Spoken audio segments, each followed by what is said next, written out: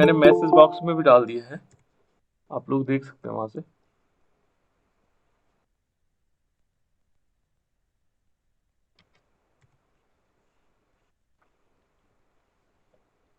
9837847183। तो आप अपना नाम, क्योंकि जब तक आपका नाम नहीं होगा मेरे पास तो मैं मेरे लिए अननोन कॉल होगी वो, है ना। तो आप अपना नाम, स्कूल का नाम और क्लास, तीन चीजों को लिख करके मैसेज कर देना। जी जी, ऐसी छत्तीसगढ़ के बच्चे या जिनके पास नहीं है, जिनको मैसेज नहीं मिल पाता।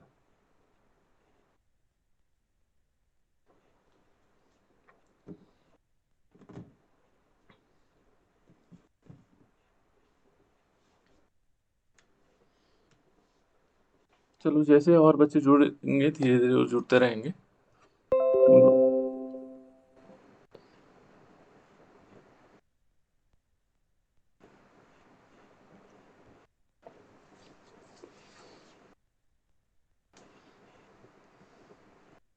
देखो बेटा, इस चैप्टर को लगभग लगभग समाप्ति की ओर है।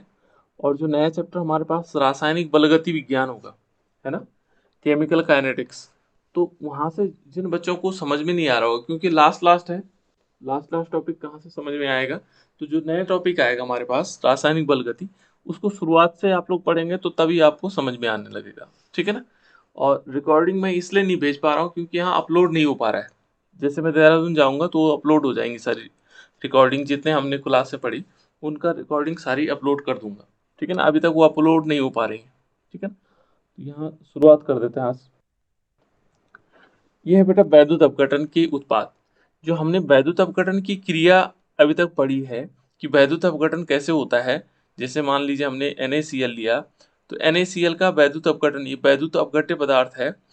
और इसका वैद्युत अपघटन, जब हम वैद्युत अपघट्य पदार्थ को क्या लेते हैं, किसी विलयन में बनाते हैं। मान लीजिए हमने इसका सॉल्यूशन बनाया, विलयन बनाया, और हमारे पास क्या होगा, ये वैद्युत अपघट्य है जो विद्युत के द्वारा अपघटित होने वाला होता है ना।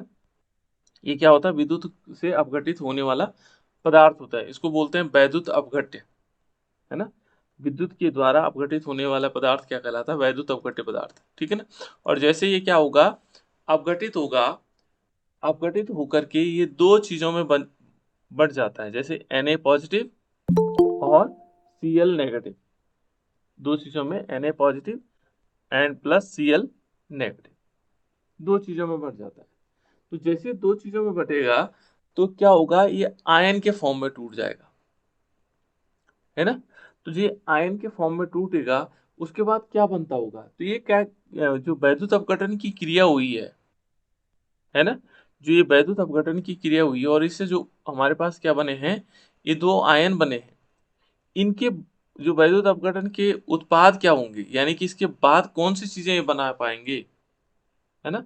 ये वैद्युत अपघटन के उत्पाद क्या क्या चीजें होंगे, उसके बारे में हम आज पढ़ेंगे। कि जो वैद्युत अपघटन क्रिया हुई है के जो उत्पाद है, ये क्या क्या हो सकते हैं, कैसे कैसे बनते होंगे, है ना। और क्या क्या बन सकते हैं, क्या क्या संभावनाएं हो सकती हैं, क्या क्या वैद्युत अपघटन क्रिया के बाद क्या क्या क्रियाएं हो सकती हैं। तो पहले यदि हम पहली लाइन को देखेंगे बेटा, तो इसमें क्या है कि वैद्युत अपघटन के उत्पाद अपघटित होने वाले पदार्थों की अवस्था तथा प्रयुक्त इलेक्ट्रोडों के प्रकार पर निर्भर करती है। जो हमारे पास वैद्युत अपघटन होगा, जो उसका उत्पाद होगा, यानी कि जो प्रोडक्ट बनेगा हमारे पास वैद्युत अपघटन के फलस्वरूप जो प्रोडक्ट बनेगा, जैसे मान लीजिए अभी मैंने एग्जाम्पल के तौर पे कहा कि मान लीजिए NaCl है, और यहाँ थोड़ी देर के लिए मान लीजिए कि हमारे पास जो उत्पाद बने, एक तो बना Na पॉजिटिव और एक Cl, लेकिन ये अंतिम उत्पाद नहीं है इनके, अभी इनमें भी क्रियाएं होनी है। ये तो केवल वैद्युत अपघटन की क्रिया हुई है जिससे Na पॉजिटिव और Cl नेगेटिव बनना शुरू हुआ, ठीक है ना। Na पॉजिटिव और Cl नेगेटिव बनना शुरू हुआ, तो ये क्या है हमारे पास, ये तो एक वैद्युत अपघटन की क्रिया है, ठीक है ना। और ये क्या कहता है कि जो वैद्युत अपघटन के उत्पाद हैं, अपघटित होने वाले पदार्थ की अवस्था और प्रयुक्त इलेक्ट्रोडों पर निर्भर करता है। एक तो जो ये NaCl था, इसकी अवस्था पर निर्भर करेंगे, किस पर निर्भर करेंगे, उसकी अवस्था कैसी, सॉलिड अवस्था में है है ना, लिक्विड में है, ठीक है ना। सॉलिड का मतलब होता है बेटा ठोस अवस्था, लिक्विड का हो गया द्रव अवस्था या गैस अवस्था में। एक तो उसकी अवस्था पर निर्भर करेगा, इसकी अवस्था कैसी है। दूसरा क्या करेगा, जो इलेक्ट्रोड है हमारे पास, इसमें जो प्रयुक्त इलेक्ट्रोड, इलेक्ट्रोड तो जानते हैं आप लोग, क्या कौन बताएगा इलेक्ट्रोड, सर जब इलेक्ट्रोड किसी किसे धातु की छड़ को उसी के विलयन में डुबाया जाता है, उसी के लवण में हम्म डुबाया जाता है तो। हाँ गुड, ठीक है। तो देखो बेटा यहाँ पर हमारे पास कोई धातु है, कोई धातु की छड़ है, और उस धातु की छड़ को उसके लवण के विलयन में डुबाया जाता है। मान लीजिए उसका लवण है, और उसके लवण के विलयन में यदि हमने उसको डुबा दिया, तो उसे हम इलेक्ट्रोड बोलेंगे, है ना। ये बार बार मैं रिपीट करता हूँ, जैसे माना हमने कहा जिंक इलेक्ट्रोड, तो zinc electrode means, zinc electrode का मतलब क्या होगा, जिंक की जो धातु होगी, धातु की छड़ होगी, वो जिंक सल्फेट के विलयन में डुबाया गया है। उसको आंशिक रूप से भी हो सकता है और पूर्ण रूप से भी हो सकता है ना।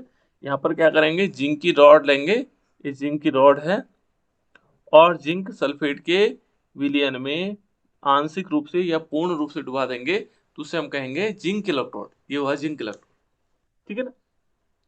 तो ये जो वैद्युत अपघटन का जो उत्पाद होगा वो दो चीजों पर निर्भर करेगा, एक तो पदार्थ की अवस्था, अपघटित होने वाले पदार्थ की अवस्था हो गई, और दूसरा क्या होगा, उसमें जो हमने प्रयुक्त इलेक्ट्रोड किए उसका जो प्रकार होगा उस पर निर्भर करेगा।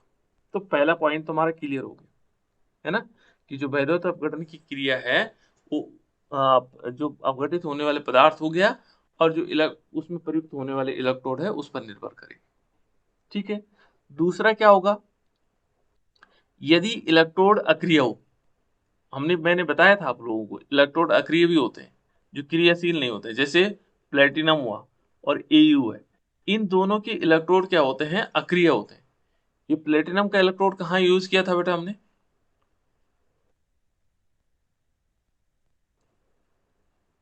कोई बताओ, प्लेटिनम का इलेक्ट्रोड हमने कहाँ यूज किया था, किस जगह पे उपयोग किया था हमने इसका,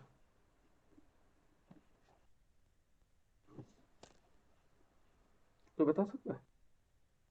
अच्छा, पढ़ाने के बाद आप लोग भूल जाते हैं बहुत जल्दी, अरे किसी को याद नहीं है, हाइड्रोजन इलेक्ट्रोड में किसका प्रयोग किया था।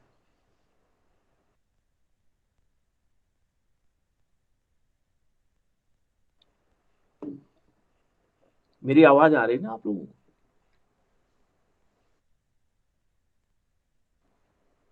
मेरी आवाज आ रही है बेटा आप लोगों को। सर हाँ, तो जो हाइड्रोजन इलेक्ट्रोड था उसमें हमने प्लेटिनम इलेक्ट्रोड का उपयोग किया था बेटा। देखो बीच में प्लेटिनम की एक पन्नी ली थी, ब्लैक लोपित पन्नी, ठीक है ना, और साइड में इसमें हाइड्रोजन गैस प्रवाहित करवाई थी, है ना। तो तब मानक हाइड्रोजन इलेक्ट्रोड जो बनाया था वो इसी के आधार पे तो बनाया था, याद रखना। तो ये कहता है कि यदि इलेक्ट्रोड क्या है, अक्रिय हो, उदाहरण के लिए कौन कौन से हैं, एक प्लेटिनम का इलेक्ट्रोड, और दूसरा क्या होगा, एयू का इलेक्ट्रोड, ठीक है ना। तो यह अभिक्रिया में क्या नहीं करेंगे, हिस्सा नहीं लेते हैं ये दोनों इलेक्ट्रोड, क्योंकि अक्रिय है तो इसलिए कहा अभिक्रिया में क्या नहीं लेंगे, भाग नहीं लेंगे, ठीक है ना। ये केवल क्या होते हैं, इलेक्ट्रॉन का स्रोत होते हैं, ठीक है ना। किसका स्रोत होते हैं, इलेक्ट्रॉन का स्रोत होते हैं, यहां से इलेक्ट्रॉन हमें मिलेंगे, ठीक है ना। ये क्या कहलाएगा, इलेक्ट्रॉन का स्रोत हो जाएगा, ठीक है। केवल क्या करेगा, इलेक्ट्रॉन का स्रोत होगा या सिंक का कार्य करेगा। जब ये क्या होंगे, जब अक्रिय इलेक्ट्रोड के रूप में हम किसको, प्लेटिनम और एयू, और भी हो सकते हैं, ठीक है ना। तो ये दो इलेक्ट्रोड आपके कोर्स में थे, तो प्लेटिनम और एयू के जो इलेक्ट्रोड हैं ये दोनों क्या हैं, अक्रिय है, ये रासायनिक अभिक्रिया में भाग नहीं लेंगे, केवल क्या करेंगे, इलेक्ट्रॉन देंगे, है ना, इलेक्ट्रॉन का स्रोत बने रहेंगे, ठीक है। यदि तीसरा देखो, इसमें तीसरा क्या कहता है कि दूसरी ओर यदि इलेक्ट्रॉन क्या हो, अभिक्रियाशील हो, यदि क्रिया कर रहा हो, तो ये क्या करेगा, जो क्रिया करेगा वो स्वाभाविक रासायनिक अभिक्रिया में भाग लेगा, है ना। जो अक्रिया है वो रासायनिक अभिक्रिया में भाग नहीं लेंगे, इलेक्ट्रॉन का स्रोत रहेंगे, ठीक है ना। लेकिन जो क्या होगा, जो अभिक्रियाशील होंगे, जो क्या होंगे बेटा, अभिक्रियाशील होंगे, जो इलेक्ट्रोड अभिक्रियाशील होंगे, वो क्या करेंगे, वो क्या करेंगे, इलेक्ट्रोड अभिक्रिया में हिस्सा लेंगे, वो इलेक्ट्रोड क्या करेंगे, अभिक्रिया में भाग लेंगे। ठीक, तो यहाँ पर क्या हुआ, इस प्रकार की जो अभिक्रियाशीलता है, अभिक्रियाशील है, ठीक है ना, एवं अक्रिय इलेक्ट्रोड हैं, वो वैद्युत अपघटन में अलग अलग उत्पाद दे सकते हैं या प्राप्त हो सकता है उनसे। क्योंकि जो मान लीजिए सपोज प्लेटिनम और एयू है, तो ये क्या करेगा, अभिक्रिया में भाग नहीं लेगा, तो इससे अलग उत्पाद प्राप्त हो जाएगा। लेकिन कुछ अभिक्रिया ऐसे होंगे, इलेक्ट्रोड ऐसे होंगे जो अभिक्रिया में भाग ले रहे होंगे, ठीक है ना, जो अभिक्रिया में क्या ले रहे होंगे, भाग ले रहे होंगे, उनसे क्या प्राप्त हो जाएगा, अलग उत्पाद प्राप्त होगा। तो दो प्रकार की चीजें इसमें हुई कि अभिक्रियाशील जो हमारे पास इलेक्ट्रोड होंगे वो अलग उत्पाद देंगे, और जो अक्रिय वाले इलेक्ट्रोड हैं वो अलग उत्पाद देंगे, ठीक है ना। तो इस प्रकार से हमारे पास क्या हो गए, अलग अलग उत्पाद प्राप्त हो गए, ठीक है ना।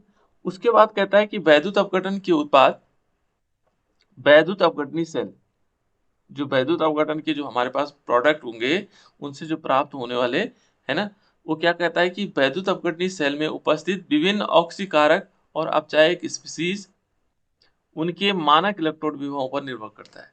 देखो यहाँ दूसरी चीज भी हो गई है ना, यदि हम कहेंगे कि जो वैद्युत अपघटन के उत्पाद हैं, जो वैद्युत अपघटनी सेल, जो वैद्युत अपघटनी सेल हमारे पास होगी उसमें उपस्थित विभिन्न ऑक्सीकारक, उसमें कौन कौन से ऑक्सीकारक हैं और अपचायक स्पीसीज हैं, एवं उनके इलेक्ट्रोड विभवों पर भी निर्भर करता है। तीन चीजों पर, ऑक्सीकारक कौन से उसमें यूज हो रहे हैं, अपचायक कौन सी स्पीसीज यूज हो रही हैं, और उनके मानक इलेक्ट्रोड विभव पर भी निर्भर करता है। ये तीन चीजें पर निर्भर करेगा, ठीक है ना।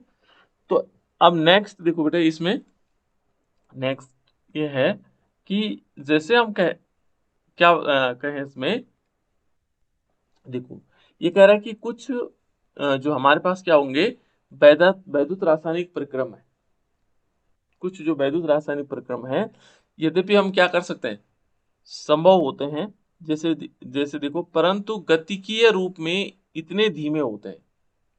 माने जैसे कुछ प्रक्रम ऐसे हैं हमारे पास जो गतिकीय रूप से बहुत धीमे होते हैं, माने गति उनकी क्या होती है, मान लीजिए कोई प्रोडक्ट हमारे पास, इसको हमने मान लीजिए NaCl ही ले रहे हैं, है ना, और NaCl बहुत धीमी गति से क्या कर रहा है, धीमी गति से क्या हो रहा है, Na पॉजिटिव और Cl नेगेटिव में बना रहा है ना, बहुत धीमी गति से, ठीक है ना। वैद्युत अपघटन भले ये धीमी गति से नहीं बनाता है, ठीक ठाक बनाता है ना, लेकिन एग्जाम्पल ये बहुत धीमी गति से Na पॉजिटिव और Cl नेगेटिव बना रहा है, इसका वैद्युत अपघटन बहुत धीमी गति से हो रहा है। ये कहना चाह रहा है कि कुछ वैद्युत रासायनिक कार्यक्रम यदि संभव होते हैं, परंतु उनकी गति क्या होती है, बहुत धीमी होती है, ठीक है ना।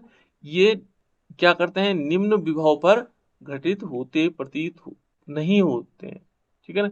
इनका जो विभव है बहुत, ये लगता है कि हो ही नहीं रही ये अभिक्रियाएं, ऐसा होता है इनमें, है ना। तो ऐसी परिस्थिति में क्या होगा, अतिरिक्त विभव, जिसे हम क्या कहते हैं, अधिविभव, है ना, लगाना पड़ता है। इनका विभव कम होता है, निम्न विभव होता है इनमें, ठीक है ना। जो धीमे गति से चलने वाली अभिक्रियाएं हैं, इनमें क्या होगा, निम्न विभव होगा, ठीक है ना, उनसे निम्न विभव प्राप्त हो जाएगा। और जब ये निम्न विभव प्राप्त होगा, तो वो क्या कहता है, वो कहता है कि इसे हमें बाहर से क्या करना पड़ेगा, अतिरिक्त विभव देना पड़ेगा, जिसको बोलते हैं अधिविभव। अतिरिक्त विभव यदि दिया जाता है तो उसे क्या कहा जाता है, क्या कहते हैं बेटा उसको, दिव्य। हाँ, अधिविभव, है ना, उसको क्या कहेंगे, अधिविभव, ठीक है ना, उसको कहेंगे अधिविभव, ठीक है ना। और देखो क्या करना पड़ेगा, अधिविभव उसे देना पड़ेगा, अतिरिक्त विभव देना पड़ेगा, ठीक है ना, जो क्या कहता है, इन प्रक्रमों को कठिन बना देता है। जब हम अधिविभव देंगे तो ये प्रक्रम कैसे हो जाएंगे, और कठिन हो जाएंगे, ठीक है ना। उदाहरण के लिए ये उदाहरण दिया हुआ उन्होंने कि NaCl, मान लीजिए NaCl का प्रयोग हम करते हैं, कैसे, NaCl डायरेक्ट नहीं करेगा बेटा। यदि हम कहेंगे NaCl डायरेक्ट जो है वैद्युत अपघटन कर दें इसका, तो ये संभव नहीं होगा। इसको किस अवस्था में लाना पड़ेगा, गलित अवस्था में लाना पड़ेगा। NaCl का डायरेक्ट विद्युत अपघटन नहीं होगा, किस में लाना पड़ेगा, गलित अवस्था। गलित अवस्था में। गलित अवस्था। गलित अवस्था के लिए क्या करेंगे, इसको कैसे लाएंगे, इसको गलित अवस्था में, NaCl को गलित अवस्था में कैसे लेके आएंगे,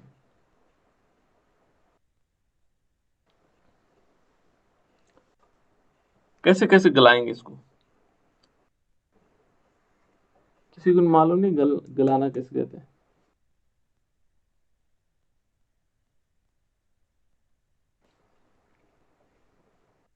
पानी में भी तो डाल सकते हैं इसको।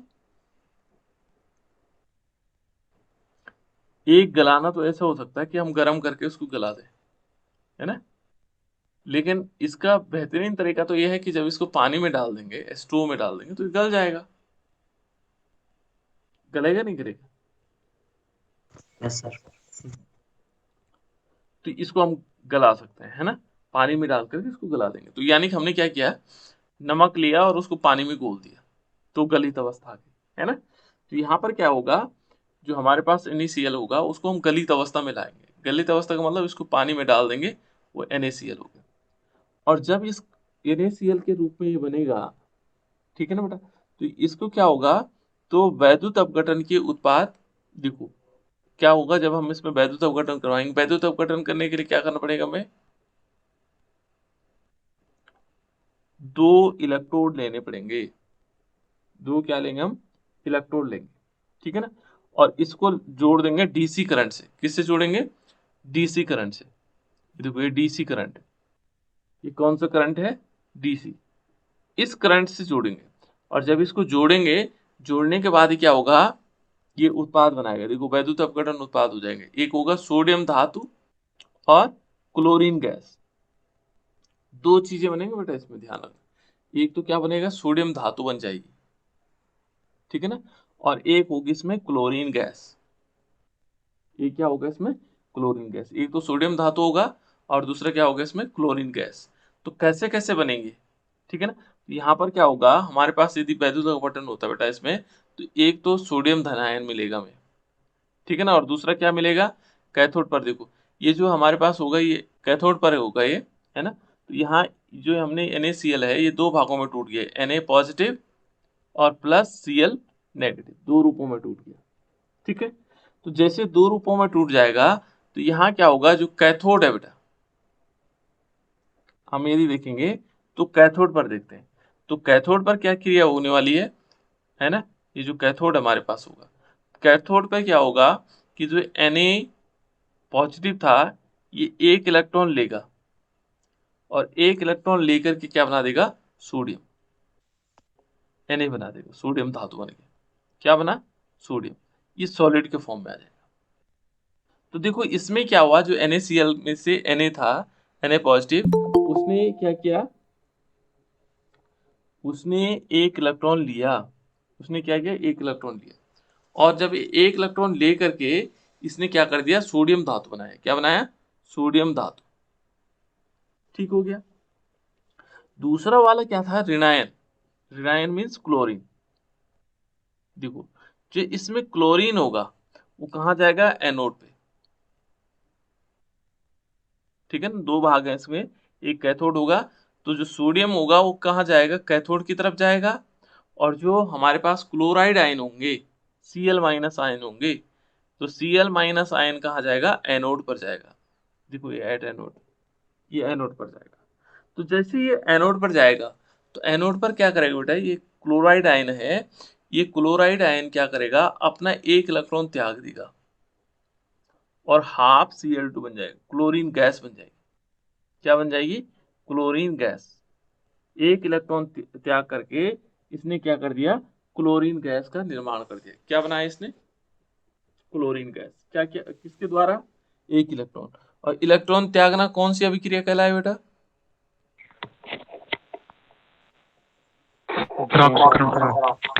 इसको बोलेंगे ऑक्सीडेशन। क्या बोलेंगे इसको, ऑक्सीकरण। ये ऑक्सीकरण अभिक्रिया के द्वारा इसने, क्लोराइड ने एक आयन त्याग दिया और क्या बना दिया, क्लोरीन बना दिया। और इस अभिक्रिया को हम बोलते हैं ऑक्सीडेशन या ऑक्सीकरण, ठीक है ना। ये ऑक्सीकृत होता है। तो इसमें दो जो हमारे पास क्या थे, जैसे Na पॉजिटिव और Cl नेगेटिव। तो जो Na पॉजिटिव था, उसने इलेक्ट्रॉन लिया और लेने के बाद सोडियम सॉलिड बना दिया। ये यहाँ जमा हो जाएगा नीचे, और इसके बाद क्या होगा, ये सोडियम जमा हो गया ना यहाँ पे। जैसे ये क्या होगा, इसका अपचयन होगा, है ना, ये यहाँ पर जमा हो जाएगा। दूसरा ये जो क्लोराइड आयन है, इसने एक इलेक्ट्रॉन त्याग दिया, और त्यागने के बाद क्या बना दिया, क्लोरीन गैस बना दी। क्या बना दी, Cl2 गैस, ठीक है ना। और जो Cl2 गैस बनी, ये क्या होगी, बाहर निकल जाएगी यहाँ से, इस वाले पोर्शन से। कहाँ से, जो हमारे पास किस वाले कंडीशन में, एनोड से। एनोड से क्लोरीन गैस बाहर निकल, क्लोरीन के रूप में गैस बाहर निकल जाएगी, ठीक है। अब इसमें आगे देखो बेटा कि सोडियम क्लोराइड, जो सोडियम क्लोराइड है हमारे पास, ये जो सोडियम क्लोराइड है ना, NaCl है, ठीक है ना, कि जलीय विलयन में हम क्या करेंगे, वैद्युत अपघटन के दौरान क्या क्या बन सकते हैं। देखो अब जब हम इसको यदि हम जल अपघटन करेंगे तो क्या क्या चीजें बन सकती हैं। सोडियम क्लोराइड है ना हमारे पास, सॉरी, ये जो सोडियम क्लोराइड है इसका जलीय विलयन लेंगे, और इसके वैद्युत अपघटन के दौरान कौन कौन से उत्पाद प्राप्त होते हैं। तो देखो जैसे हमने क्या किया है, NaCl लेंगे और इसका हमने क्या किया, वैद्युत अपघटन करवाया। तो वैद्युत अपघटन के द्वारा एक तो बनेगा बेटा इसमें NaOH, सोडियम हाइड्रोक्साइड बनेगा, है ना। एक क्लोरीन गैस बनेगी, एक हाइड्रोजन गैस बनेगी, ठीक है ना। ये उत्पाद होंगे इनके, ये प्रोडक्ट बनेंगे इनके, 3 प्रोडक्ट, है ना। किसके द्वारा, जब हम वैद्युत अपघटन करवाएंगे, किसका, NaCl, ये 3 प्रोडक्ट बनते हैं।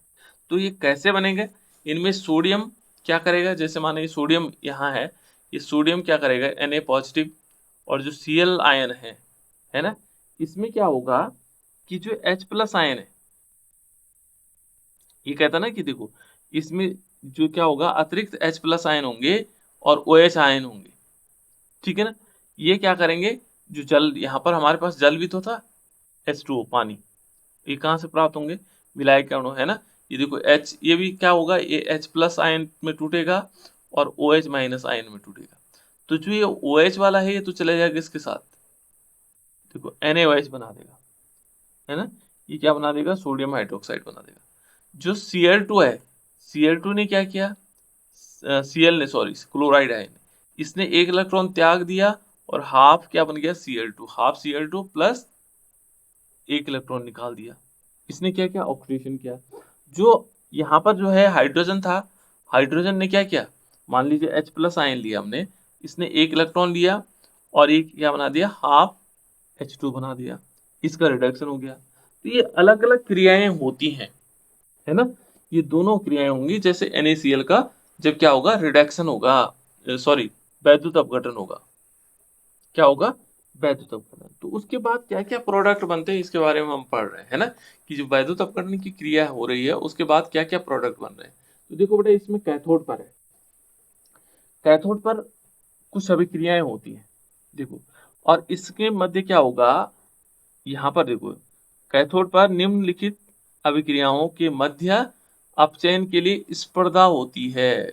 स्पर्धा का मतलब यहाँ पर प्रतियोगिता टाइप की होती है इनमें भी, है ना, कि कौन सा मैं अपचयित हूंगा, तुम अपचयित होंगे, है ना। तो देखो यहाँ पर यदि हम कैथोड को देखते हैं, कैथोड पर कौन जाएगा, जैसे मान लीजिए ये देखो NaCl है ना, एक तरफ हमने कैथोड लिया, है ना, एक तरफ कैथोड लिया, एक तरफ एनोड लिया, ठीक है ना। ये मान लीजिए एनोड है, ये उल्टा बना रहा हूं मैं किसकी तुलना में, और ये कैथोड है। एनोड पर कौन सा आवेश होगा बेटा,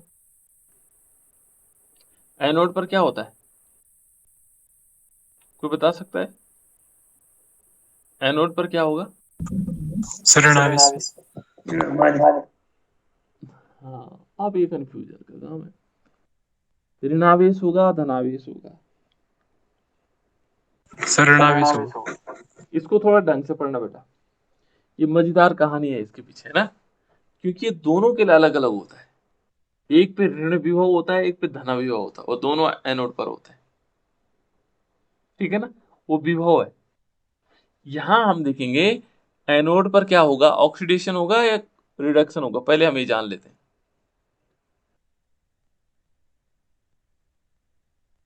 बताओ बेटा क्या होगा एनोड पर, अपचयन होगा या ऑक्सीकरण होगा, उपचयन होगा। ये थोड़ा अंतर है उसमें, है ना। अपचयन सर।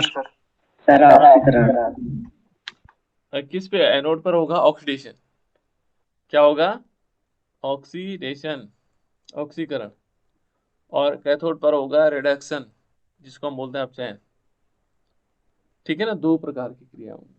एक पे होगा ऑक्सीडेशन और एक पर होगा रिडक्शन, ठीक है ना।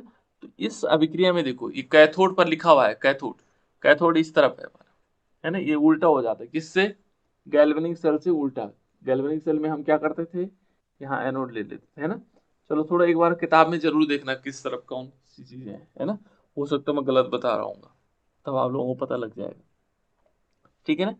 तो ये देखो बेटा यहाँ पर क्या होगा कि जो एनोड है ये तो पक्का है वो सॉरी, एक मिनट,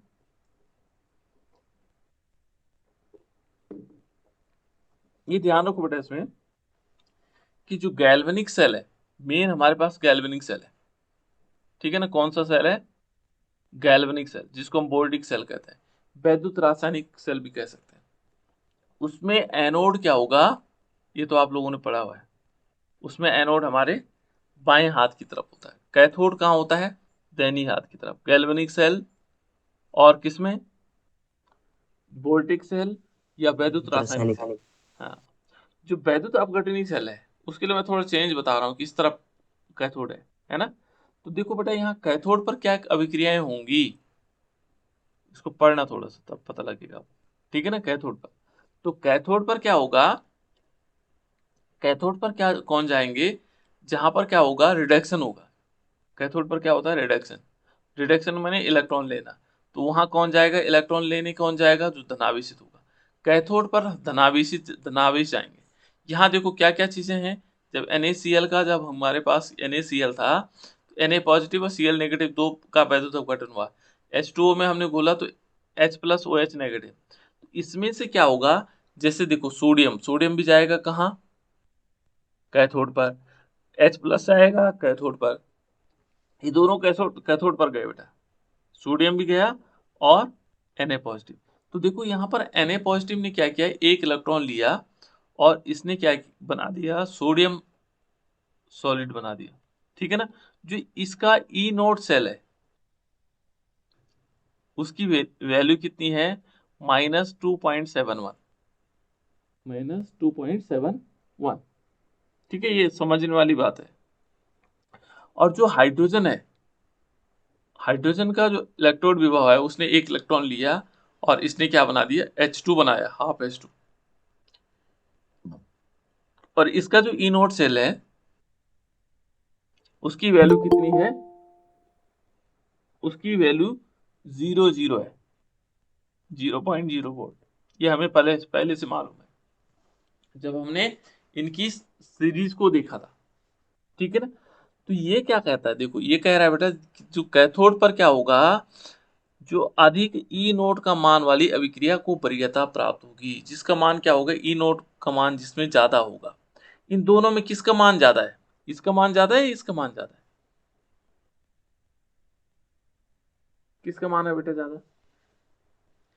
ये दो अभिक्रियाएं हमारे पास, सोडियम ने इलेक्ट्रॉन ग्रहण किया और सोडियम सॉलिड बनाया, इसका मान आया -2.71।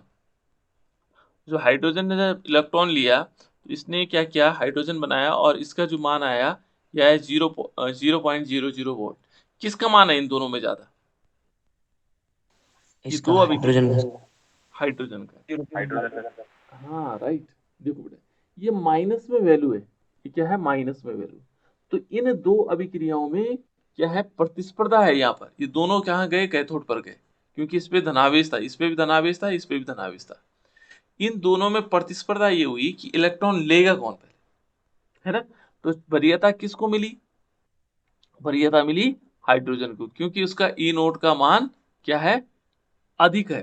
तो इसलिए क्या होगा, उस जब यहाँ पर यदि हम देखेंगे तो कैथोड पर यह अभिक्रिया होगी बेटा, ये वाली अभिक्रिया, यहाँ ये बताना जरूरी है, कैथोड पर क्या होगा, ये हाइड्रोजन इलेक्ट्रॉन लेगा, ये हाइड्रोजन लेगा इलेक्ट्रॉन, ये हाइड्रोजन H प्लस आयन है, ये H प्लस आयन है बेटा, है ना, H प्लस आयन है, ये एक्वस फॉर्म में है, इसने इलेक्ट्रॉन लेना है और इलेक्ट्रॉन लेकर के क्या बना देगा, हाफ H2 बनाएगा, ये गैस के फॉर्म में होगी, ठीक है ना, हाफ H2 बनाएगा और ये गैस के फॉर्म में होगी, ठीक हो गया। क्यों होगी यह अभिक्रिया, क्योंकि इसका मानक इलेक्ट्रोड विभव या जो हमारे पास क्या है, ज्यादा है, ई नोड ज्यादा है, ई नोड सेल ज्यादा है, इसका कम है, इसलिए ये अभिक्रिया यहाँ पर नहीं होगी, बल्कि कौन सी वाली, ये वाली अभिक्रिया होगी। तो यहाँ पर क्या होगा, यहाँ कैथोड पर क्या बनेगा, हाइड्रोजन गैस निकलेगी इस पर, ये हाइड्रोजन गैस निकलेगी। जब हम क्या करेंगे, NaCl का वैद्युत अपघटन करवाएंगे तो यहाँ पर हाइड्रोजन गैस निकलेगी बेटा, किस पर, कैथोड पर। ठीक है, अब यदि हम दूसरी वाली कंडीशंस में देखते हैं, देखो जब परंतु जो H2O है, H2O का वियोजन हुआ बेटा तो H प्लस आयन उत्पन्न हुए, और उसके साथ साथ क्या हुए, OH आयन भी तो उत्पन्न हुआ, OH आयन भी क्या हुआ इसमें उत्पन्न हुआ। दो चीजें हुई ना, एक H प्लस आयन, तो H प्लस आयन तो चले गए कहाँ, कैथोड पर, उसने क्या किया वहां, उसने क्या बना दिया, हाइड्रोजन गैस बना दी। ठीक है ना, तो ये कहता है कि अतः जो कैथोड पर जो नेट अभिक्रिया हुई, कुल अभिक्रिया क्या हुई है ना, तो यहाँ पर जो कैथोड पर होगा जो H2O होगा, यदि हम इसको पूरी अभिक्रिया देखें, H2O लिक्विड फॉर्म में लिया हमने, और उससे उसने क्या किया, एक इलेक्ट्रॉन लिया, ठीक है ना, और एक तो बना दिया इसने हाफ H2, ये क्या बना बेटा इसमें, हाफ मॉलिक्यूल H2, और इसमें OH नेगेटिव बना। ये तो हमने पहली वाली अभिक्रिया तो थोड़ी सी समझी थी, लेकिन जो पूरी अभिक्रिया हो रही है यहाँ कैथोड पर, यहाँ पर वो H2O से क्या हुआ, H2O ने एक इलेक्ट्रॉन लिया और उसने H2 बना दिया और OH आयन निकाल दिया। अब जो ये OH आयन बचे हुए हैं, ये भी कुछ अभिक्रिया में भाग लेगा, कैथोड पर ये अभिक्रिया हुई बेटा पूरी, है ना। इन दोनों अभिक्रियाओं में देखेंगे तो इन दोनों अभिक्रियाओं का सम्मिलित रूप ये है ना, नेट रूप है ना, तो ये आ जाएगा। अब देखो एनोड पर क्या हुआ, एनोड पे भी दो जाएंगे, देखो एक तो था NaCl, है ना, तो एक तो Cl आयन जाएंगे, देखो Cl, और दूसरा जो H2O का क्या होगा, OH माइनस आयन होगा, वो भी तो जाएगा, वही तो जाना चाहिए, जो H2O वाला होगा ये माइनस चार्ज से ये भी तो जाएगा। तो यहाँ पर देखो जो 2 मॉलिक्यूल H2O लिए इन्होंने, 2 मॉलिक्यूल क्या लिए, H2O लिए, ठीक है ना, तो ये H2O लेकर के ये क्या बना देगा, H2O, इन्होंने अभिक्रिया की, एक तो O2 बनेगा और प्लस 4 मॉलिक्यूल H बनेंगे, ये अभिक्रियाएं दो दे रखे इन्होंने, है ना। तो ये कहता है कि जो Cl देखो ये कहाँ पर हो रही है, एनोड पर, है ना, यहाँ एक तो क्लोराइड आयन है जो क्लोरीन में कन्वर्ट हुआ, ठीक है ना, इसका जो EMF है या सेल का मानक इलेक्ट्रॉन विभव है वो कितना है, 1.36 है। यहाँ H2O हुआ, ऑक्सीजन बनाया इसने, 4H निकले, 4 इलेक्ट्रॉन निकले, यहाँ भी इलेक्ट्रॉन निकल रहे हैं बेटे, देखो इसमें इलेक्ट्रॉन निकलने की घटना है। यहाँ भी क्या हुआ, इसका जो वैल्यू है ये है 1.23। इन दोनों अभिक्रियाओं में से कौन सी अभिक्रिया होगी बेटा, कौन बताएगा, इन दोनों अभिक्रियाओं में कौन सी अभिक्रिया होगी,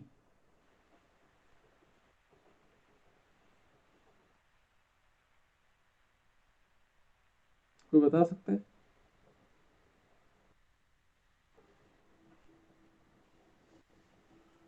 ये एनोड पर हो रही है ना दोनों अभिक्रियाएं, क्लोरीन।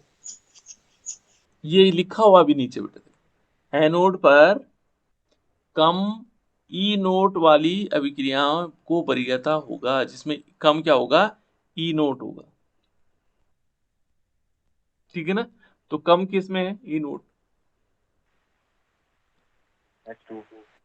ये ध्यान रखना बेटा, ये पॉइंट्स आप लोगों के लिए बहुत इंपॉर्टेंट है। वहां जिसका ई नोट ज्यादा था वो तो अभिक्रिया कर रहा था, यहाँ पर क्या है, ई नोट जिसका क्या है, कम ई नोट वाली अभिक्रिया, यानी कि कौन सी अभिक्रिया भाग लेगी, यहाँ पर कौन सी अभिक्रिया होगी, ये वाली अभिक्रिया, है ना, ये होगी क्या, ऊपर वाली होगी, ये हाँ हाँ, ठीक है ना। अब देखो आगे देखते हैं, इसलिए कहते हैं कि जल का ऑक्सीकरण को क्लोरीन के ऑक्सीकरण की तुलना में वरीयता मिलनी चाहिए, किस में मिलनी चाहिए, देखो जो जल यहाँ पर यदि क्लोरीन, देखो क्लोरीन की जो ऑक्सीकरण है को ऑक्सीकरण की तुलना में क्या होगा, वरीयता मिलनी चाहिए, ठीक है ना, इसको वरीयता मिलनी चाहिए थी, परंतु ऑक्सीजन देखो अधिविभव के कारण होनी तो ये वाली अभिक्रिया चाहिए थी बेटा, कौन सी, ऊपर वाली, ठीक है ना, क्योंकि वहां पर अधिक, लेकिन यहाँ पर क्या है, एनोड पर कम वाले, क्योंकि यहाँ पर क्या हो रहा है, ऑक्सीजन का कैसे हो रहा है, अधिविभव हो रहा है, इसे विभव हमें बाहर से देना पड़ रहा है ना। इसके कारण क्या होगा, अभिक्रिया ये वाली होगी बेटा। होना तो किसको चाहिए, जिसका क्या होगा, कम होगा। ये देखो ये वाला होना चाहिए ना, इस नियम के अनुसार तो होगा जिसका ई नोट का होगा कम होगा, तो कम तो इसी का है, होनी तो ये अभिक्रिया चाहिए, ठीक है ना। लेकिन ये क्या कह रहा है, इसमें अधिविभव हो जाता है ना। अधिविभव माने इसका विभव बहुत धीमी गति से होती है, इसे बाहर से देना पड़ता है ना। तो ये क्या कह रहा है, अधिविभव के कारण जो है क्लोरीन, देखो Cl इसने हाफ H2 और ये इसको वरीयता प्राप्त होती है, अधिविभव के कारण होती इसको वरीयता प्राप्त। नहीं तो होना किसको चाहिए था, इस H2O वाले को, तो लेकिन अधिविभव के कारण किसको होगा, क्लोरीन वाली अभिक्रिया को वरीयता प्राप्त होगी। नहीं तो वरीयता किसको मिलनी थी, इसको, जिसका विभव क्या है, अधिक है, ठीक है ना। तो यहाँ पर क्या होगा, ये इलेक्ट्रॉन लेगा और इलेक्ट्रॉन इसको वरीयता प्राप्त होगी क्लोरीन को, ठीक है ना। और जो इस समग्र पूरी अभिक्रिया मिला करके क्या हो जाएगा, जैसे हमारे पास NaCl है, तो NaCl में क्या होगा, यदि हम पूरी अभिक्रिया को देखेंगे NaCl, तो ये Na पॉजिटिव बनाएगा बेटा, ये एक्वस होगा और Cl नेगेटिव होगा। जो कैथोड पर हमारे पास होगा, कैथोड पर क्या होगा, जो H2O है ये लिक्विड है, इसने एक इलेक्ट्रॉन लिया, इलेक्ट्रॉन लेने के बाद इसने क्या किया, हाफ H2 बनाया और क्या OH आयन निकले, ठीक है ना। और जो एनोड पर होगा, एनोड पर क्या हुआ, जो क्लोरीन है, देखो उल्टा हो रहा है कि नहीं हो रहा, ये क्लोरीन आयन हुआ और ये एक्वस फॉर्म में है, इसने क्या किया, is equal to half Cl2 और प्लस एक इलेक्ट्रॉन ले लिया। ये जो एनोड पर कम वाले क्यों होता है, क्योंकि यहाँ पर अधिविभव होता है, इससे बाहर से लेना पड़ता है, इसलिए ये वाली अभिक्रिया होगी, है ना, ये अभिक्रिया आ जाएगी। तो ये क्या बना दी, ये अभिक्रिया, ये दोनों को मिला करके यदि हम देखेंगे तो ये वाली अभिक्रिया हो जाएगी, पूरी अभिक्रिया ये हमारे पास आ जाएगी। जैसे NaCl है, H2O के साथ अभिक्रिया की, और जब H2O के साथ अभिक्रिया होगी तो H2O ने अभिक्रिया करने के बाद क्या बनाया, Na पॉजिटिव बना दिया और OH नेगेटिव बनाया, हाफ H2 Cl2। तो देखो यहाँ पर H2 भी निकल रहा है, Cl2 भी निकल रहा है, जबकि हमने क्या किया था, NaCl को डाला था, तो हाइड्रोजन गैस कहाँ से निकल गई, तो ये पानी से आई बेटा, है ना। तो ये इस पर डिपेंड करता है। तो ये देखो यहाँ पर क्या है, सांद्रता का प्रभाव समाहित करने के लिए मानक इलेक्ट्रोड विभव के लिए हम क्या करते हैं, नर्स्ट समीकरण जो हमारे पास होगी, है ना, में इलेक्ट्रोड विभव क्या कर दिए जाते हैं, प्रतिस्थापित कर दिए जाते हैं। जैसे यहाँ पर सल्फ्यूरिक अम्ल है बेटा, ये थोड़ा मिस्टेक हो रखे, चलो इसको मैं दूसरे उससे ले लेता हूँ, एक मिनट बेटा।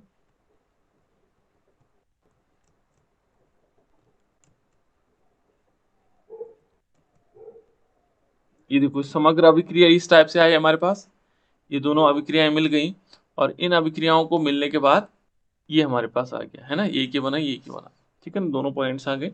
अब ये कह रहा है देखो, ये यहाँ पर क्या होंगी, ये दोनों अभिक्रियाएं आ गई ना, इतना वोल्ट, है ना। और ये देखो इसमें क्या है कि जो तनु सल्फ्यूरिक अम्ल है,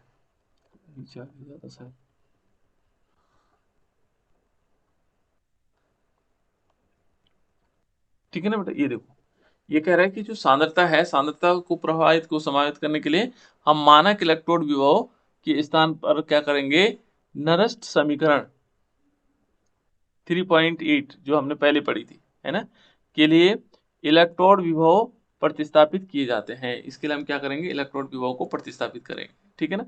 और सल्फ्यूरिक अम्ल जो है हमारे पास, सल्फ्यूरिक अम्ल वैद्युत अपघटन एनोड पर ये संभावित अभिक्रियाएं होती है। देखो ये संभावित अभिक्रियाएं जिनकी संभावनाएं होनी है, जैसे H2O इस प्रकार से आ जाएगा, और जो हमारे पास सल्फर SO2 है, SO4 है, उस पर ये अभिक्रिया हो जाएगी, ठीक है ना। इन दोनों अभिक्रियाओं के बाद हम समझ सकते हैं, देखो तनु सल्फ्यूरिक अम्ल जो हमारे पास क्या है, तनु सल्फ्यूरिक अम्ल, सल्फ्यूरिक अम्ल का सूत्र याद करना बेटा आपको, H2SO4 होता है ना, की अभिक्रिया को वरीयता मिलेगी और ये क्या बना देगा, उच्च सांद्रता वाले अभिक्रिया प्राप्त, है ना। यानी कि जो इन दोनों अभिक्रियाओं में क्या होगा, सल्फ्यूरिक अम्ल को वरीयता प्राप्त होगी। जैसे दो अभिक्रियाएं हैं ना, तो यहाँ पर किसको वरीयता प्राप्त होगी, जो सल्फ्यूरिक अम्ल वाला है ना, उसको वरीयता प्राप्त हो जाएगी। तो ये अलग अलग टाइप की थी जो हमने